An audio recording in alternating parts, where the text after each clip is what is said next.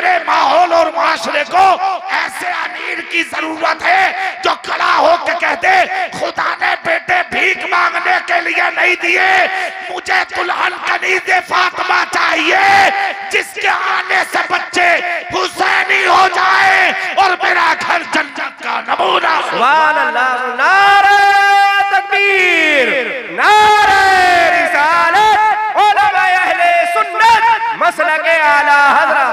सुभान अल्लाह, सुभान अल्लाह, सुभान अल्लाह। बेशक बेशक, क्या बात है कारी साहब। पर्दों में रखो बेटियों को और निकाह आसान करो। जोर से बोल के दिखाओ। सुभान अल्लाह। क्या करो? निकाह आसान करो। एक जुमला गौर से सुन लो, तुम्हारे सख्त निकाहों ने कितना नुकसान पहुंचाया जानते हो? अभी नवंबर के महीने में 26 तारीख को कारी आरिफ साहब, कारी शमीम साहब बैठे, मैं तो समझ रहा था आप चले गए। इनकी आंख में तकलीफ है, दुआ करें अल्लाह शिफा अता फरमाए है ना। एक जुमला सुनिए, नवंबर की 26 तारीख को 3 लड़कियां, एक बिहार की, एक झारखंड की और एक मेवात की, जी कारी साहब, 3 लड़कियां गैर मुस्लिमों के लड़कों से शादियां की। मुस्लिमों की लड़कियां कितनी? 3। डूब के मर जाना चाहिए। एक लड़की से मीडिया वाले ने पूछा कैमरा सामने रख के, बेटी क्या मजबूरी थी जो धर्म परिवर्तन करके आपको गैर मुस्लिम के घर में बैठी है? उसका जुमला सुनेंगे खुदा की कसम तड़प जाएंगे आप जी। लड़की की चीख निकल गई। लड़की ने कहा मेरी मजबूरी। कहा कौन सी? कहा मेरा बाप गरीब था, मेरे बाप पे जहेज देने कुछ नहीं था, एक जमाने तक मेरा बाप रिश्ता देखता रहा मगर जो आता मुझे ठुकरा के चला जाता। जब दिन काफी हो गए तो जी चाहता था अपने बाप को रोता देखती थी तो दिल चाहता था खुदकुशी कर लूं। मेरे दिल ने आवाज दी खुदकुशी भी तो हराम है और अपना घर छोड़ के किसी के घर में जाके बैठना ये भी हराम है। हालांकि मैं उसके जुमले से मुत्तफिक नहीं हूं मगर मैं कहना ये चाहता हूं ना तुम भिखारी होते और ना किसी की बेटी गैर मुस्लिम के घर में दाखिल होती। आज मेरे माहौल और माशरे को तुम जैसे मालदारों की जरूरत नहीं है। आज मेरा माशरा मुंह फैला के ऐसे अमीरों को मांगता है जो जुमे के दिन, जैसे कल जुमा आ रहा है, जुम्मा बिया की मिलक का कोई अमीर मस्जिद के मिंबर में खड़ा हो और खड़े होकर ऐलान करे खुदाए पाक का शुक्र है मुझ पर दौलत भी है, इज्जत भी है, शोहरत भी है, जमीन भी है और मुझ पे 4 बेटे भी हैं। मैं अपने 4 बेटों में से 2 बेटों का निकाह अपने काऊ की करीब बेटियों से करना चाहता हूँ। अल्लाह की कसम किसी करीब की बेटी अगर दुल्हन बनकर तेरे घर में दाखिल हो गई, तेरा घर भी रोशन, तेरी कब्र भी रोशन, तेरा मैदान भी रोशन। सुभान अल्लाह, सुभान अल्लाह, सुभान अल्लाह, माशाअल्लाह। क्या बात है, क्या बात है। बहुत अच्छे कारी साहब। कभी सोचा आपने? कभी सीने पे हाथ रखा आपने? कभी गरीब की तरफ नजर उठा के देखा है आपने? सिर्फ ऐश के बिस्तर पर लेटना सीखा है तुमने, इसके अलावा कुछ नहीं। मैं कहता हूं जब आराम के बिस्तर पर लेटा करो तो गरीबों को याद कर लिया करो। अच्छा पैदा करो तो फकीरों को याद कर लिया करो। अच्छा खाया करो तो हाथ में प्याला लेके भीख मांगने वाले गरीब बच्चों को याद कर लिया करो। जी उड़ो मत ज्यादा। 4 दिन की जिंदगी है ये, इस जिंदगी को खूबसूरत बना लो। पता नहीं किस दिन मौत तुम्हें उठा के ले जाए, किस दिन मौत के मुंह में चले जाओ, कोई भरोसा नहीं है इस जिंदगी का। मरो तो ऐसे हो के मरो कि जिस दिन मिलक की गलियों से तुम्हारे जनाजे लोग उठा के चले, मस्जिदों में ऐलान हो आज फला का जनाजा जा रहा है तो पूरी मिलक में कोहराम हो जाए। जब दशहरी निकल कर रास्तों में चले तो मर्द दरवाजों के पर्दे हटा के औरतें भी कहते हैं कि आज गद्दार नहीं मदीने वाले का वफादार। बेशक बेशक बेशक। अल्लाहु अकबर। या रसूल अल्लाह, या रसूल अल्लाह, जिंदाबाद जिंदाबाद या रसूल अल्लाह। जिंदगी अच्छी बनाओ, जिंदगी खूबसूरत बनाओ और जिंदगी ऐसी बनाओ कि दुनिया भी राजी हो जाए और दुनिया बनाने वाला खुदा भी राजी। क्या बात, अब सुभान अल्लाह भी बोल गए तो और जोर से जरा दिल से कह दो एक मिनट। अरे भाई तकरीर तो मेरी हो गई, बस मैं ये जुमले कह के अपनी गुफ्तगू को मुकम्मल कर दूं और मुझे तरस आने लगा तुम पे इतनी रात में बैठे हो अभी तो। हाँ आज सच्चाई बताऊं, मेरा दिल चाहता था कि मैं 10 बजे तकरीर करूं। जी जी सच में मैंने कारी साहब को तारीख दी थी तो वो इस वादे पे दी थी क्योंकि मुझे कहीं शिरकत करना थी किसी जगह प्रोग्राम में, मतलब शादी के, तो इनसे मैंने इकरार कराया था इस बात का। मन का इस शर्त पे मैं तारीख दूंगा तुम्हें, मगर आपके यहाँ क्या बात हुई, कैसे हुआ, बहरहाल में तो मैंने कहा भाई हम तो आ गए, अब आप जानो, जब चाहो हमें करा लो, कोई बात नहीं। मगर दिल चाहता था हमारा कि हम करते पहले तो शायद ज्यादा मजमा मिलता तो ज्यादा बातें आपसे हो जाती। खैर चलिए, अल्लाह जो करता है अच्छा करता है माशाअल्लाह। बहुत अल्लाह के हर काम में हिकमत है, उसकी रजा पर राजी रहिए बेशक बेशक, और हर हाल में अपने रब का शुक्र अदा करते रहिए। जी अल्लाह ने दौलत दी है शुक्र अदा करो, औलाद दी है शुक्र अदा करो, इज्जत दी है शुक्र अदा करो, आंख दी है शुक्र अदा करो, जबान दी है शुक्र अदा करो, हाथ दिए हैं शुक्र अदा करो, पैर दिए हैं शुक्र अदा करो, और इस जिस्म पर इतराओ मत, गुरूर मत करो, कभी घमंड मत करो, और जब भी कभी तुम्हारे दिल में घमंड या गुरूर आया करे तो मोहताजों की तरफ नजर उठा लिया। जी सारे घमंड टूट जाएंगे, सारे तकब्बुर टूट जाएंगे, और आपस के झगड़े, आपस के निफाक, आपस की रंजिश सबको उठा कर फेंक जी, और मुस्तफा का कानून अपने सीने से लगा। बेशक बेशक। एक जुमला दे रहा हूं, वो सुनिए। हजरत गौसे आदम से एक मुरीद ने पूछा, सरकार कौम मुश्किल में पड़ती है उसकी अलामत क्या है जी, और किस वजह से पड़ती है? गौसे पाक ने कहा कि जब मुसलमान अपनी नजर में दूसरे को हकीर समझने लगे जी, तो समझ ले उस पर कोई मुसीबत उतरने वाली है। जी गौसे पाक का कौल है, जब आदमी अपनी नजर में किसी को हकीर समझने लगे समझ लो उस पर कोई मुश्किल उतरने वाली है। कितनी बड़ी बात गौसे आदम ने कही है। इसलिए सब लोग अपना अपना मुहासबा करें और अपने सीनों में झांकें, किसी को हकीर ना समझें, किसी को जलील ना समझें, किसी को कमतर ना समझें, समझे आप, और कभी किसी की पीठ के पीछे बुराई ना करें। बेशक बेशक। और यहाँ पर दो चीजें बताऊंगा मैं आपको। आपको ये कंफर्म कैसे होगा कि आपकी नमाज कबूल हुई या नहीं हुई? जी, बड़ा प्यारा जुमला है, वो भी सुन लीजिए। किसकी कबूल होती है और किसकी नहीं होती, वो कौल सुने आप बुजुर्गों का। अल्लाह अल्लाह सुनिए, अगर किसी जगह किसी मुसलमान की बुराई हो रही है, आप नमाज पढ़ के आए और आप आके उसी महफिल में बैठ गए, और जिसकी बुराई हो रही है आप भी बुराई सुनने में मशगूल हो गए, और आपके कानों में अगर रस पड़ने लगा, अच्छा लगा, मुस्कुराने लगे, और अंदर से अगर दिल ने ये कहा और हो बुराई और हो बुराई, अल्लाह अल्लाह, इमाम आदम कहते हैं तेरी नमाजें मुंह पे मारी जा रही हैं, कबूल नहीं होंगे, कोई सजदा कबूल नहीं हो रहा तेरा। इमाम आदम फरमाते हैं जहां किसी की बुराई होती हो और वहां पर तेरा दिल ना लगे, तू उठ के भागने लगे या बुराई करने वाले को छुपाने लगे, समझ ले तेरा रब तुझसे राजी है और तेरे नमाज़ों को कबूल कर रहा है। बुराई मत करो किसी की और बुराई मत सुनो किसी की। और रस पड़ता कोई आके तुमसे कहता अरे यार तुम्हें पता, बोले क्या, बोले फला साहब तुम्हारी बुराई कर रहे थे, समझ गए, मैं सही बता रहा हूँ आपको बुराई कर रहे थे और मैंने अपने कानों से सुना, उसकी तरफ घूर के देखो, और एक बार कह दो चल झूठे, जी चल झूठे, वो मेरा भाई है, मेरी बुराई नहीं कर सकता जी।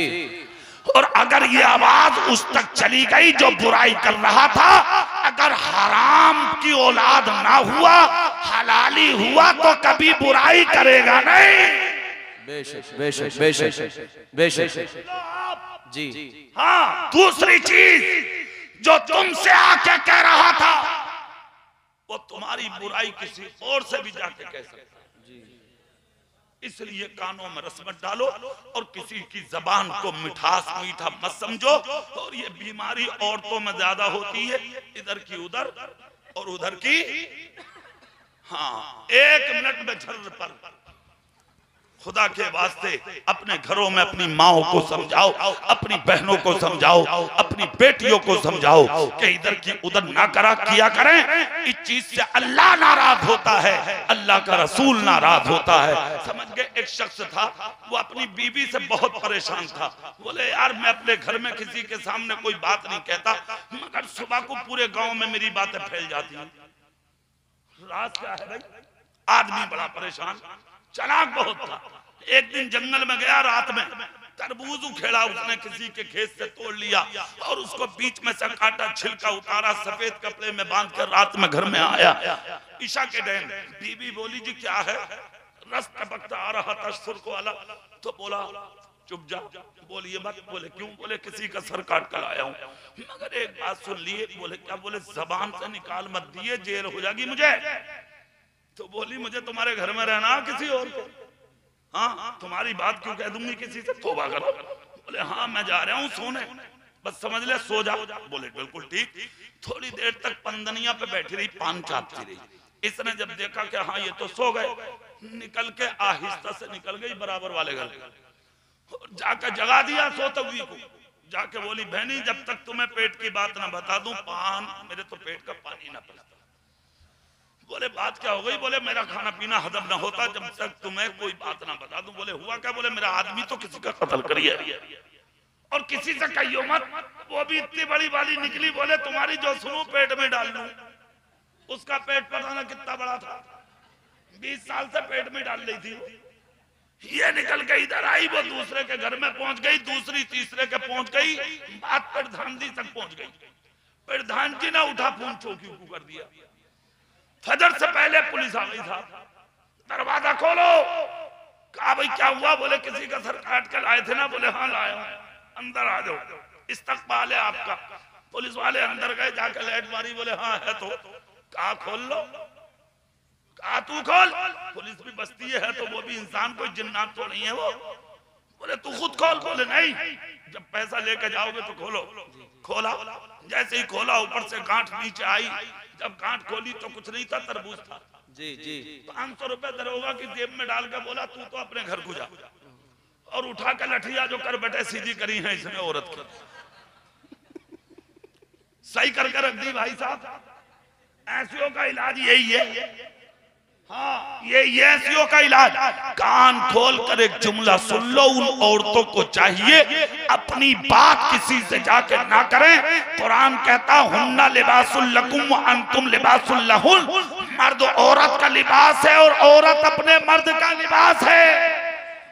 समझ गए आप? इधर की उधर करने के लिए नहीं आई, अपने मर्द की बातों को छुपाने आई है। छुपा कर रख, अपने घर की बात घर में रख। तू घर की इज्जत है, औरत का माना है, पर्दे में रहने वाली चीज इसके आगे बढ़ेगी, गलत फहमी में जाएगी, गद्दारी में जाएगी, गलत रास्ते पर जाएगी। इसलिए औरतों को चाहिए पर्दे का इंतजाम करें, ऐसी चीजों से परहेज करें, ऐसी चीजों से बचें। और आप इन चीजों का ख्याल करें, वक्त पर शादियां करें और अल्लाह तौफीक दे तो अपने बच्चों को हाफिज कुरान बनाएं।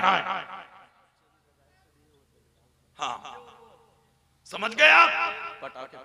हाँ तो उसमें एक चीज है ना हजरत, मैंने अभी क्या बोला? इल्म की कमी। काय की कमी है? इल्म की। पहले भी माएँ थी, वली पैदा होते थे बच्चे। आए हाय सुभान अल्लाह। जोर से बोलो यार। क्या पैदा होते थे? वली। कुरान पढ़ने वाली माँ थी, गौसे पाक थी, बच्चा हाफिज कुरान पैदा हो। बेशक बेशक। जोर से। आज भी माँ है, गुंडे पैदा हो रहे हैं, लुच्चे भटिए। अब कुछ ना मिल जाए तो दड़ियाल के कोलू में भेलिए चुरा रहे हैं। कारी साहब अभी पकड़ा गया 3 दिन पहले दड़ियाल का कोलुआ में भेड़िए चुराते हुए पकड़ा गया। कुछ और न मिल जाए तो ले यार कहाँ मर गए, किस मंजिल पे आ गए, क्या थे क्या हो गए। खुदा की कसम तुम भेड़िए चुराने के लोग हो। तुम्हारा हाल ये था कि तुम्हारे चेहरे देख के लोग कलमा पढ़ के मुसलमान हो जाते थे। लाहौर के बाजार से गुजरा था एक मर्द कलंदर, चेहरे पे पर्दा पड़ा था जैसे कि रास्ते से निकल कर चले। खुदा की कसम एक हवा का झोंका आया, इनके चेहरे से पर्दा हट गया और जाने वाला था कौन? बरेली के आला हजरत का बड़ा बेटा। सुभान अल्लाह सुभान अल्लाह, जोर से बोलो। नाम है हामिद रजा। दुनिया हुज्जतुल इस्लाम कहती है, इस्लाम की हुज्जत। जा रहे हैं लाहौर की मार्केट में, हवा का झोंका आया, हवा के झोंके से पर्दा चेहरे का हट गया जैसे कि नकाब हटी। चेहरे का जो हुस्न जमाल था जब मार्केट में आया, खुदा की कसम गैर मुस्लिम अपनी दुकान से उठा और आके कदमों में गिर के बोला, बाद में आगे जाना, पहले कलमा पढ़ा के मुसलमान बना लो। आला हजरत के बेटे ने कहा देर मत कर, पल्ले कलमा। सर चूमा आला हजरत के बेटे ने कि चीज ने ईमान दे दिया। उसने कहा सुनो, मैंने सुना था आप मौलाना अहमद रजा के बेटे, अहमद रजा के बेटे मुस्तफा रजा है, यानी हुज्जतुल इस्लाम हामिद रजा है। कहा हाँ, कहा इसीलिए कलमा पढ़ लिया कि जब तुम इतने अच्छे हो तो तुम्हारा रसूल कितना अच्छा होगा, जब तुम इतने हसीन हो तो तुम्हारा रसूल कितना हसीन। माशाअल्लाह माशाअल्लाह सुभान अल्लाह। मगर ये औलाद कौन थी? जी आला हजरत के बेटे। किसके बेटे? आला हजरत के। हाँ, इनकी पैदाइश पर ढोल नहीं बजाए गए थे जी, ना शादियों पे डीजे लगे थे, ना घर में मौत हो रही है तो मिलाद हो रही है, बच्चे पैदा हो रहे हैं तो नबी की नात हो रही है। सुभान अल्लाह। हाँ, यहाँ तो घर में इधर बच्चा पैदा हुआ, लड़की पैदा हो गई तो पूरा घर भूखा पड़ा। हाँ, बुढ़िया तो बोली नहीं, ढाढ़ा बांधे पड़ी है बुढ़िया। अरे क्या हो गया, मुसीबत तुझे? कह रही है हमारे नसीब में तो यही लिखी, लड़कियां ही लिखी है। अब इस बुढ़िया से कोई ये पूछे तू कौन सी नस्ल की बुढ़िया है री, तू कौन सी नस्ल का मर्द है, तू बता। तू भी तो कभी लड़की थी जी जी, तू भी तो किसी की बेटी थी, तू क्या थी तू तो बता। और बुड्ढा तो चिलम फोड़ के भाग गया, चूल्हे में ही मार दी चिलम फेंक के बुड्ढे, गुस्से में पीऊंगा ही ना हुक्का आज के बाद। हाँ, क्या हालात है देखिए आप, सोचिए। अब यहां पर एक जुमला सुनो, पहले हमल से अगर औरत के लड़की पैदा हो जाए 3 दिन तक उस घर में रहने वालों को सलाम करने अल्लाह की रहमत के फरिश्ते। सुभान अल्लाह सुभान अल्लाह। कितने दिन तक? 3 दिन तक। लड़के के बारे में कोई रिवायत न सुनी है न पढ़ी है जी, लड़की के बारे में पहले हमल से 3 दिन तक अल्लाह की रहमत के फरिश्ते।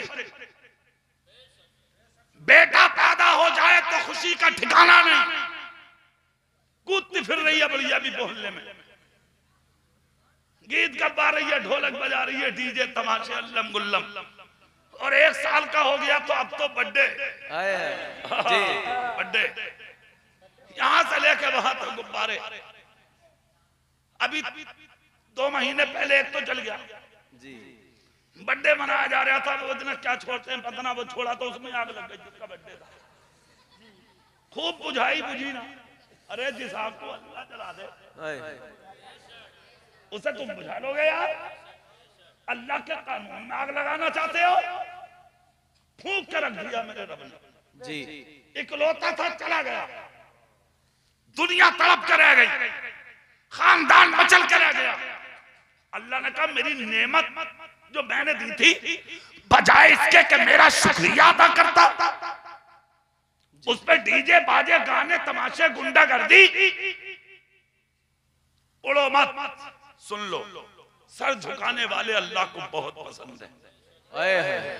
जोर से सर झुकाने वाले अल्लाह को बहुत पसंद हैं, बहुत पसंद हैं। ये डीजे बाजे गुंडागर्दियां, इन चीजों से तौबा करो। अगर बेटा या बेटी 1 साल के हो जा तो बर्थडे मत बना, उनकी विलादत का दिन इस अंदाज में मना, कुरान खानी करा। अगर ये ना सही तो मिलाद पढ़वा, अगर वो ना सही तो मस्जिद के इमाम को बुला के कुल शरीफ पढ़वा, और अगर इतना भी ना सही तो 11 रुपए का तबर्रुक बना के खुद फातिहा पढ़ दे, और अगर इतना भी ना कर सके तो 1 गिलास पानी रख के मुसल्ला सामने बिछा के उसी पे हाथ उठा के फातिहा कर दे, तेरे बेटे का जन्मदिन मुकम्मल हो जाए। गुंडागर्दियां अल्लाह को पसंद नहीं है, अल्लाह के रसूल को पसंद नहीं है जी। ऐसी शादियों में हो रहा जी डीजे, हाँ जवान जवान नाच रहे हैं, बच्चों को छोड़ो। अरे एक जगह तो बुड्ढा नाच रहा है, बुड्ढा कब्जे में ना रहा है यार, पकड़ ले लोग उसे, छुट छुट कर भाग रहा है। लोग पूछ रहे अब चचा क्या हो गया, बोले वो जोश आ गया। बस तेरा कैसा जोश है यार, बात समझ में ना आ रही। जवान परेशान है और तुझे जोश आ रहा, 70 साल का कूदा फिर रहा, बताओ कोई हिसाब है? फिर कह रहे हैं करोना आ रहा, बुलाने वाले तुम हो, कोई और नहीं है। खुदा की कसम, जब तक तुमने कुरान सीने लगाया था सारी मुश्किलें तेरे सीने से दूर भागी जा रही।